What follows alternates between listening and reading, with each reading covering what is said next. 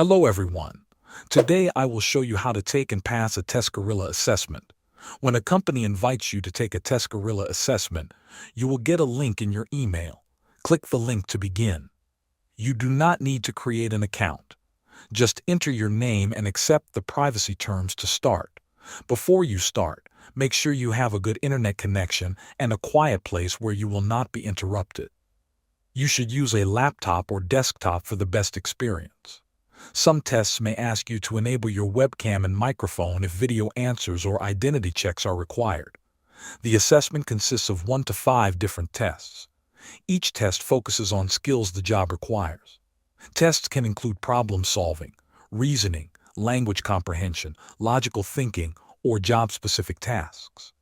Each test is timed, and you will see the timer on your screen. At the start of each test, you will see a few practice questions. These do not count toward your score, but help you understand the question format. The real questions usually include multiple choice or true or false. Some coding or job-specific tasks may include typed answers or simulations. You may also see qualifying questions at the very beginning. These are simple multiple-choice questions about your experience or qualifications. They are not timed but must be answered correctly to continue. During the test, use simple tools like pen, paper, or a calculator if allowed. These help you solve logical and math problems more quickly. When you finish, submit the assessment.